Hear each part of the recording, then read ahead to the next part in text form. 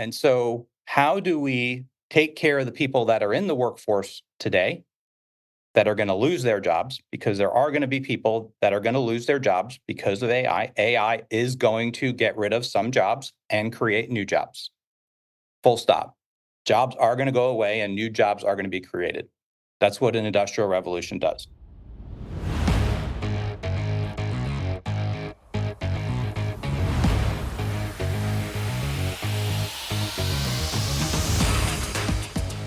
Good morning, good afternoon, or good evening, depending on where you're listening. Welcome to AI and the Future of Work, episode 309. I'm your host, Dan Turchin, CEO of PeopleRain, the AI platform for IT and HR employee service. Our community is growing. I get asked all the time how you can meet other listeners. To make that happen, we launched a newsletter out on Beehive where we share weekly insights and tips that don't make it into the podcast, as well as opportunities to get to know the community.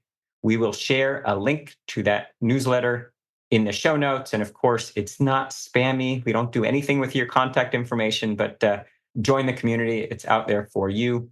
If you like what we do, please tell a friend and give us a like and a rating on Apple Podcasts, Spotify, or wherever you listen. If you leave a comment, I may share it in an upcoming episode, like this one from Vitaly in Queens, New York, who listens on the subway while commuting to work and says his favorite episode is the one with Dr. John Boudreau from Cornell and USC about the future of organizations and the science behind improving team performance. That's a wonderful conversation. Thank you, Vitaly. We learn from AI thought leaders weekly on this show. Of course, the added bonus, you get one AI fun fact. And here it is. Amanda Haidt writes in Nature Online about the hidden risks of AI. She says, while generative AI tools have been widely adopted across academia, users might not be aware of their inherent risks. Chatbots don't often cite the original content in their outputs. As a result, authors can be stripped of the ability to understand how their work is used, and also to check the credibility of the AI statements. Academics today have little recourse in directing how their data is used. Oftentimes, research is published open access, and it's more challenging to litigate the misuse of published papers or books than it is, say, pieces of music or art. In fields such as academia, where research output is linked to professional success, losing out on attribution not only denies people compensation, but can also prevent authors from being able to defend misuses of their work. My commentary, the only path forward is a new, what I'll call a social contract. We need to cultivate an awareness of who owns the content AI generates and always question sources and chains of custody for all of the content that we claim.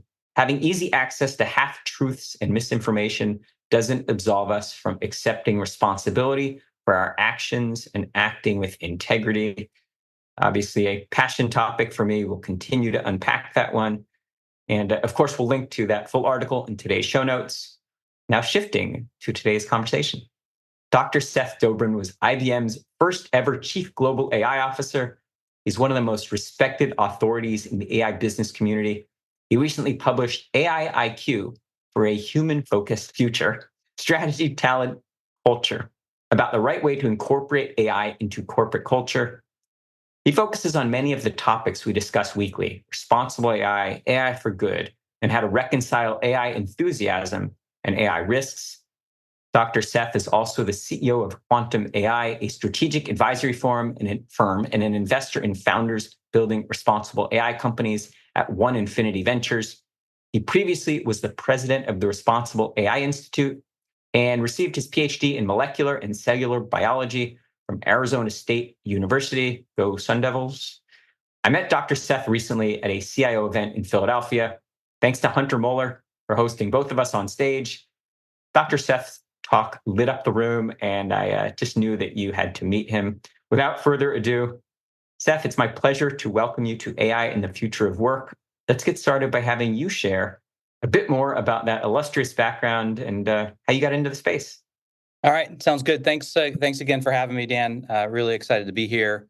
And then I'm going to take us off track after I introduce myself. I want to come back and talk about that article you referenced, because I got a whole lot to say about that. I think you did a lot of my introduction. So I've been in the AI space since I did my PhD, and people may scratch their head and say, what the hell do molecular and cellular genetics have to do with AI? But back in the mid to late 90s, towards the tail end of the Human Genome Project, was one of the first two places that machine learning, AI, made the transition out of computer science and mathematics into real-world applications. So the first two places were really genetics/genomics and astrophysics. And so was involved in developing some of the algorithms that were used for analyzing large-scale analysis of genetics data that's used underlying like 23andMe and analysis like that, as well as identifying diseases using that kind of technology. I applied that same kind of approach in startups, academia, research institutions, and Fortune 500 companies, including when I landed at Monsanto in 2006. Where for the first 5 years I was at Monsanto, I led their product development pipeline, what's called molecular breeding, developing an approach, moving it from a research project into an industrial scale project that is now how agricultural projects or large-scale agriculture breeding works. And outside of even GMO, so whatever you think about GMO, this is how breeding works in just in general, even small-scale breeding. And then after generating billions of dollars of value for the company doing that, I moved over and started applying it to general business problems. So that's when I made the leap from applying these tools to scientifically focused problems to general business problems. And over the course of the next 5 years, I generated, my team and I generated additional, 20 or so billion dollars of value, cost savings, and new revenue for Monsanto. And so this is really the genesis of what is the basis of the book you referenced that I didn't until people started talking about, didn't realize how big of a tongue twister it was, but you're not the first person to have the tongue twister issue with it. And in 2016, I left Monsanto to join IBM as their first ever global chief AI officer, and took this method that's in this book, this human-focused approach, and started applying it in transforming IBM, but also working with many of the world's largest customers at IBM, helping them do the same thing that we did at Monsanto to transform using data and AI. I was also responsible for AI across the whole of the company at IBM, including the talent aspect of it. So how we hire people, what things we look for, benchmarking, things like that, engagement overall. So very, kind of leveling the playing field across at that point, 450,000 person organization. Things like, there were, I think, 75,000 data scientists at one point a month at IBM. There weren't really that many, but that's how many people had that in their job title. And so how do we get that down to really, really how many are there so that when we benchmark them, they're real? And so in 2022, I left IBM, started my own consulting company. And then earlier this year, I started the venture fund that you mentioned, One Infinity, that focuses on investing in responsible AI. It's a $500 million fund, early to growth stage companies. You teased at the start of that answer that you had some thoughts on AI and academia. So it's AI and attribution.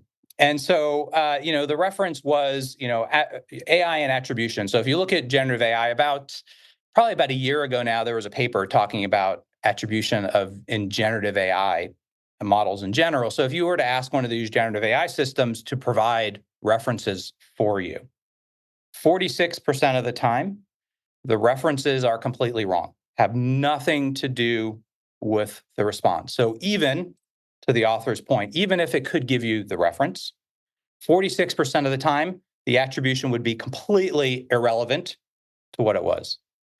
47% of the time, it might be the right topic, but it would be the wrong reference. So that means that only 7% of the time would that attribution even be correct. And so even if they were giving attribution, it would be completely wrong. Now, it's gotten a little better since then. No one's done a follow-up paper to the best of my knowledge. But so there's a bigger problem. Even if you were getting attribution, these models can't do the attribution. However, there are technologies that are out there that could enable to do what you suggested, Dan, which is how do we allow people to own their attributions?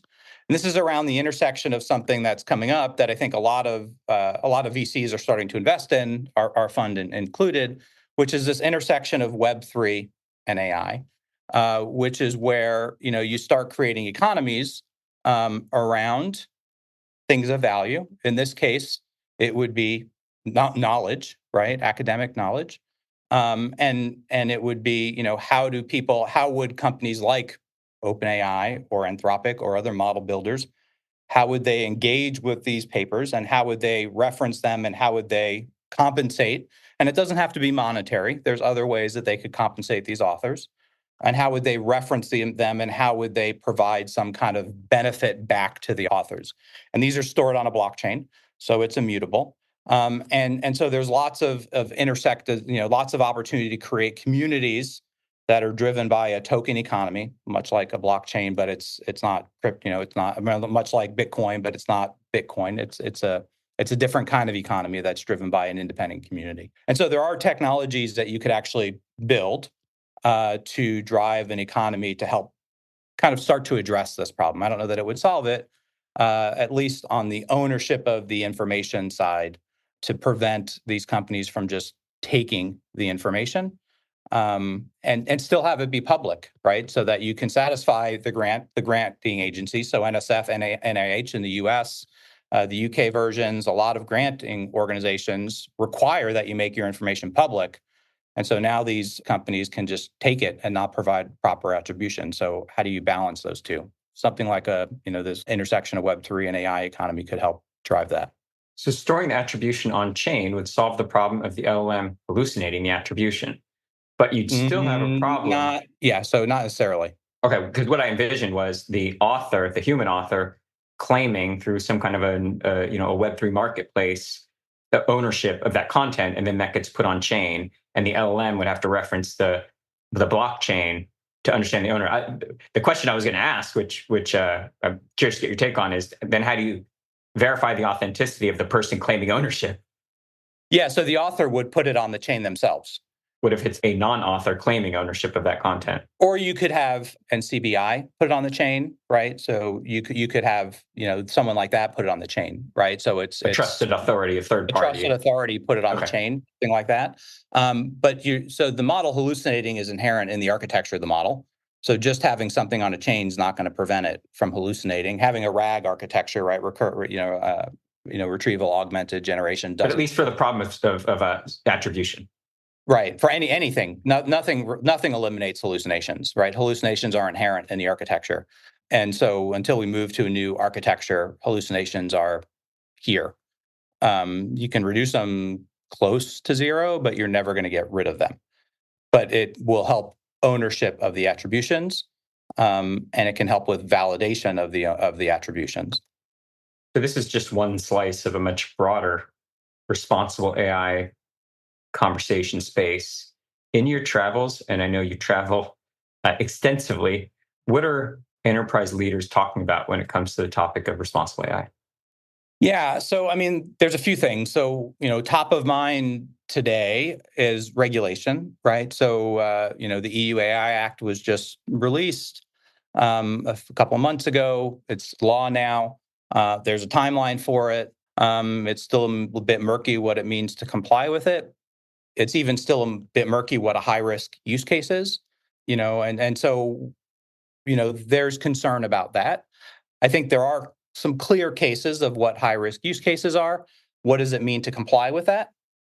Still, we really need to figure it out. I think for sure, you need to get audited. You need to do ISO audits or whatever. There's so I think 3 of the 4 required audits are going to be done by ISO. By ISO standards, there's 1 required audit that the EU is still determining what you're going to be audited against. The challenge is there's no auditor for anything except for employment and automated employment and automated lending right now. So there's lots of use cases where there's no certified auditor. Got a few years to worry about it, but how do you do your audit? And those are only for 1 standard. That's only for 42001. What about the other standards? How do you get audited? So there's still a lot of confusion as how do I even start to comply? with these because that's a big third-party audit's a big part of the regulation. There's a lot of concern about, okay, if I'm going to do these, how am I going to get my team on board? Because there's a lot of information I need from my teams when you think about we're building these models. How do I get my team to start collecting all this information? Are there tools out there that can help me collect all this information? Because as my team is building models, they need to do this. As I'm buying models, how do I get all this information? How susceptible is my supply chain? Do I need to worry about my supply chain, my AI supply chain? Am I responsible for it? What types of indemnification do I need to have, as part of this? And so things like that around regulation are really really important. And I think my response, especially to indemnification, is we don't know the liability that comes with especially generative AI today. We know most models violate at the very least every data protection regulation that's out there. We don't know to what extent because it hasn't been litigated yet. And so I wouldn't buy any of these generative AI models without full indemnification. Most of them come with it, at least from that perspective. But I would be careful about engaging with any vendor that doesn't indemnify you against litigation and things like that. But most of them come with it anyway. And yeah, so I think those are the big things.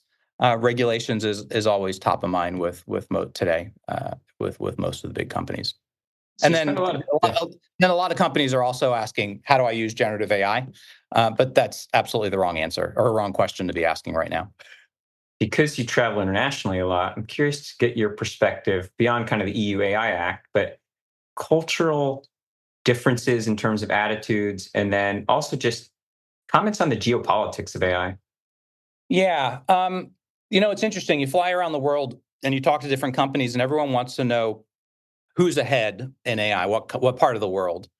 It's really not a part of the world that's ahead. It really is, and it's not even an industry that's ahead, especially when you start looking at generative AI. It's hit or miss, right? It's a company here, a company there, because it's very cultural from a company perspective. It's not even cultural from a part of the world perspective. It's it's company culture at this point because we're so early in the game, right? Which companies are very good at adoption, which companies are very good at change, which companies know how to do this very, very well and can adopt new technologies and are willing to adopt new technologies very quickly. So we're not even at a stage where there's any one industry or any one company that's better or any one country that's better at this. In terms of the geopolitics, there's a few things going on. So one is, I think there's a few interrelated things going on. So one is generative AI is going to impact employment. I think net in 10 years, and I think this is general consensus, we're going to see an increase in jobs. We're in an industrial revolution. It's usually what happens. We've seen that in the past. Industrial revolutions produce new jobs, regardless of what we think when we're in them. If you look at the past, we've always thought jobs are going to go away. We end up creating more. I think the big difference between what we're going through now and what has happened in the past is past industrial revolutions have occurred over 3 to 5 generations. Generations are 15 to 25 years. So you've had multiple cycles of people entering and leaving the workforce to transition, jobs leaving the workforce and new jobs being created. The general consensus with this industrial revolution is it's going to happen within that 10-year period. And so how do we take care of the people that are in the workforce today that are going to lose their jobs? Because there are going to be people that are going to lose their jobs because of AI. AI is going to get rid of some jobs and create new jobs. Full stop. Jobs are going to go away and new jobs are going to be created. That's what an industrial revolution does.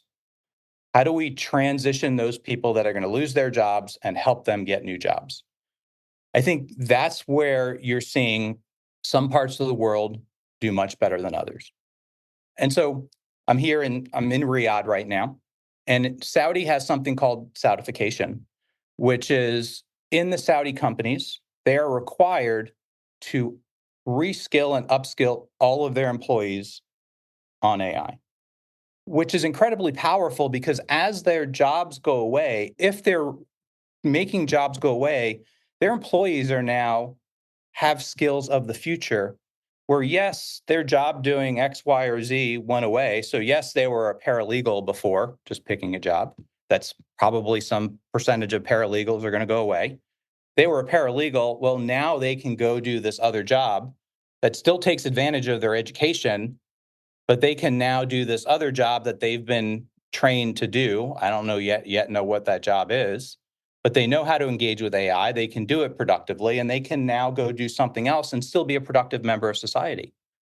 Because Saudi is requiring the companies to invest in their employees. You see that in a few other parts of the world where the government is requiring the companies to invest in their employees because the companies are the ones that are benefiting from the Industrial Revolution.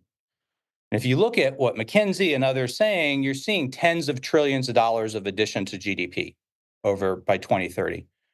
If we don't invest in our employees, if there is mass unemployment because jobs go away, we are not going to see those tens of trillions of dollars of GDP because there's not going to be people. We're going to see unemployment. People are not going to be engaged in the economy.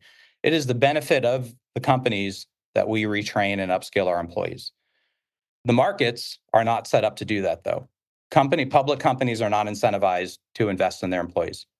They're incentivized to get cost savings and generate those cost savings as quickly as possible. We need to change the incentive structure if we want to do that. So there's a conflict here, right, in terms of what the incentive structure is in the marketplace today. So that's one thing. I'll pause there. See if you have anything you want to talk about that before I go on to the other ones. Yeah, so I'm not letting you off the hook because I agree. This is where it gets interesting, right? So we say, get the benefits of that increased GDP. That's from improved productivity, improved profitability, improved productivity. Productivity means jobs go away. Exactly. That's where I was going. So that's a proxy for jobs go away. So let's take the paralegal. So you're right to say it requires upskilling and reskilling. So I think the hard part of the conversation is telling the employer that your team is going to be, let's say, 30% more productive. So what the employer hears is great. I can reduce my headcount by a third. And what the employee hears is, I thought this was going to create jobs. What's the job that's going to be created for me? So if I'm that paralegal, how do I navigate this transition knowing that I am caught in the crosshairs? Right. And so, I think, and this gets to the transition, right? So this gets to good transformation. So my experience transforming companies is that the best way to transform a company is a big part of it is trust. And to start that trust is honesty. So when I started the transformation at Monsanto, we were completely changing jobs. And I brought my team together and I said, in 6 months' time, none of your jobs are going to exist. There are going to be 4 new jobs that are going to exist. I'm going to give you time at work. 20% of your time is going to be dedicated to fitting into one of these 4 jobs. I'm going to sign everyone up for Coursera. I'm going to pay for certifications. Your job is to pick one of these jobs, get all the certifications. And if you do it, job's yours. If you don't, I'll give you a package. If you don't want to do it, I'll be a reference for you. I'll help you get another job in or out of the company. That kind of transparency is everyone knew where they stood. Everyone knew what their responsibilities were. There was very little concern about people losing their job because people knew what the net result was. The net result was 60% of the people kept their jobs. About 30% of the people left before time for packages. About 10% of the people got packages. And those 30%, I helped them get jobs. My team helped them get jobs. They were perfectly happy because they didn't show up one day and not have a job. Even the 10% of the people that got packages, they knew they were getting packages. In fact, they waited to get jobs because they wanted the packages. And so that kind of, candor and honesty with your team helps. And so if you go to those paralegals and you say, look, here's the skills you need, 30% of you are going to lose your jobs. Let's help you upskill. Let's help you get new jobs. Let's help you figure out how you fit into the workforce, whether it's here or somewhere else in the future. That's a whole different conversation than we're going to make productivity gains and sorry, you're on your own, right? Because, these people have been part of getting you here where you are. Companies are made up of human beings, right? And we have to remember that they're not resources; they're human beings, and you have to take care of them as human beings. And I think the higher up you get in the organization, the more we talk about human beings and organizations as resources, and we have to remind ourselves that they're not resources; they're human beings. A very satisfying answer. And by the way, that's nothing about AI. That's just about what it means to be a human first leader. A good way. And presumably at Monsanto, that predated AI, right? Yeah. Well, it was the beginning of, it was machine learning. Okay. So you mentioned that previous industrial revolutions take kind of call it a generation to play out. Multiple generations. Multiple, yeah. I mean, Three to five generations is what they yeah, took. they span decades. Yeah. Yeah, certainly. We talk about the first industrial revolution, 1760 to 1830, 70 years. Yeah. And here we are, less than 2 years into the launch of ChatGPT on an unsuspecting global population, and we're already hyperventilating about the trough of disillusionment. It's not returning our investment quick enough, and we've overinvested in infrastructure, and is all of this hand wringing premature, or is there just something fundamentally different that warrants all the chaos? I think there's something fundamentally different. I mean, there was an article 2 days ago that said we're already through the hype cycle. It took us 7 years to get through the cloud hype cycle. So there's something fundamentally different about this. The technology is advanced at an unprecedented rate. Do you agree that we're through the hype cycle? Yeah, I do. I think, but I think it's also a little bit concerning for a few reasons. I think it's a few concerning for the reasons that we talked about. People aren't taking the human impact seriously enough. There's another human impact that's more globally cultural that I term technological colonialism that we can talk about. There's there's inherent technological issues with the architecture that most people have no idea about, that I write extensively about in my newsletter. That's very concerning. That vendors come and kind of discharge and kind of poo-poo away that say our technology can completely get rid of it when no technology can completely get rid of it. And so those three things combined are very, very concerning that we're moving through this so fast because there's no time for any of those to resolve themselves.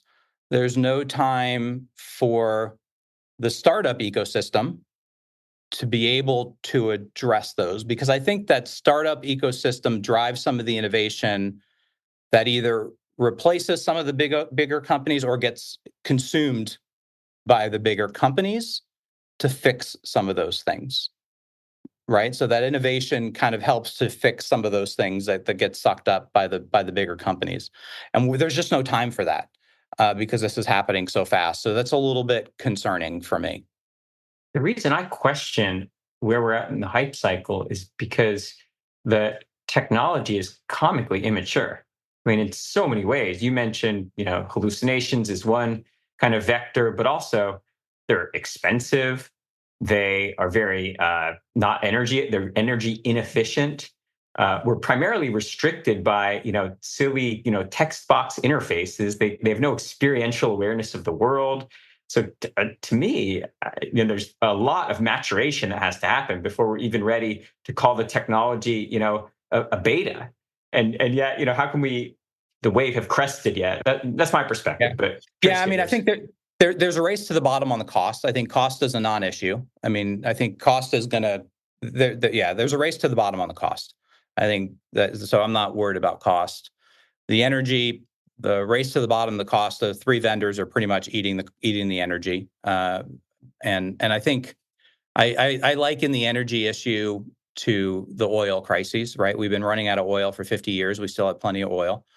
That'll get resolved through technology, new chips. That's a whole nother. There's an environmental issue for sure, whether it's electricity or developing new chips, because Microprocessors are notoriously non-recyclable, right? So whether we're throwing away old GPUs and we can't recycle them because they're full of rare earth metals, or and whatever, there's an environmental crisis looming, um, whatever it looks like.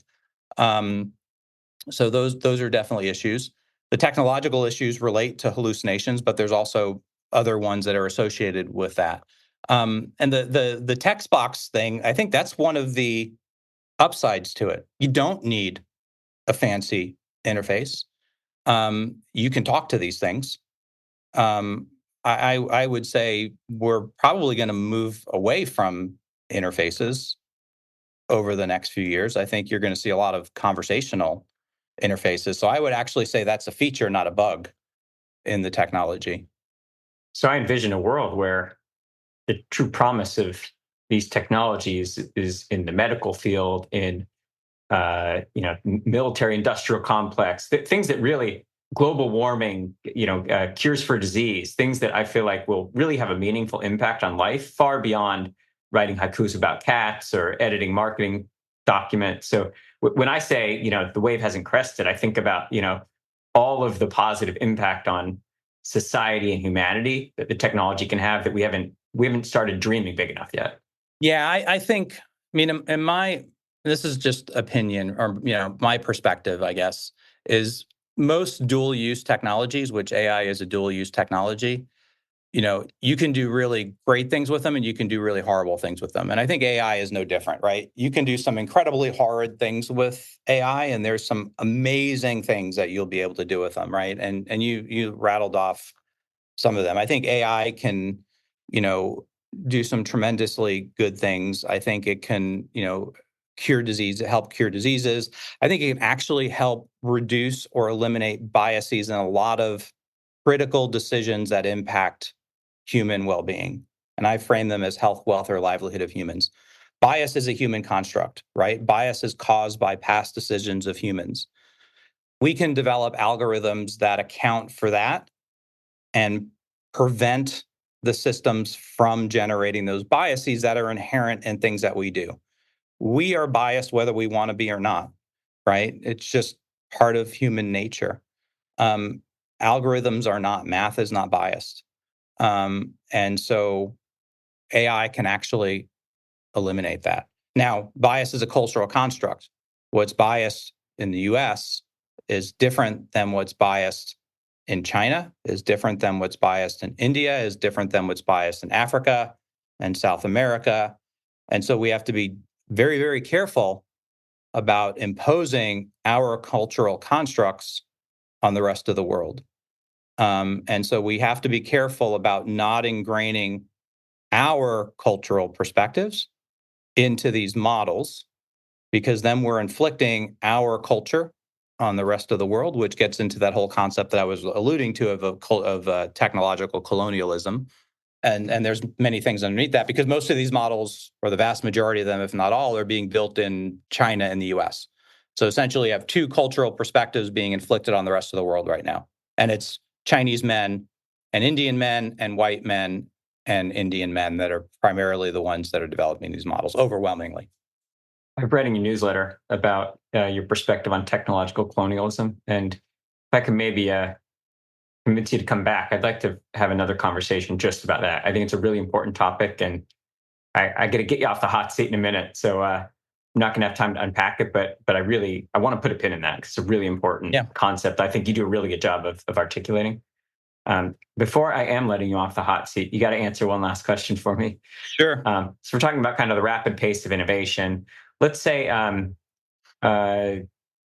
Seth and Dan are back here in 2030 for 10 years, and we're having a version of this conversation, which I know based on the current pace, that seems like, an eternity. But 10 years from now, what's one thing that is different and commonplace at work that today would seem like science fiction? Yeah, I mean, I think this is the hardest question to ask. I mean, people usually ask this in 5 years, and I say this is impossible to answer. 10 years is even more impossible. But I think we talked about it a second ago, right? I think the way we interact with technology is going to be remarkably different. Apple started to get there with the Vision Pro, where, I'm on my laptop right now. I think that's going to be a thing of the past. I think there's going to be a lot more conversational interfaces. There's going to be a lot more VR, AR interfaces. I just think, and that's all going to be AI driven, right? I mean, it's going to be, wearables that are going to be the way you interact with the world of some kind. It's not going to be computers. You know what? You and I are going to have a lot of time between now and 2034 to unpack some of these topics.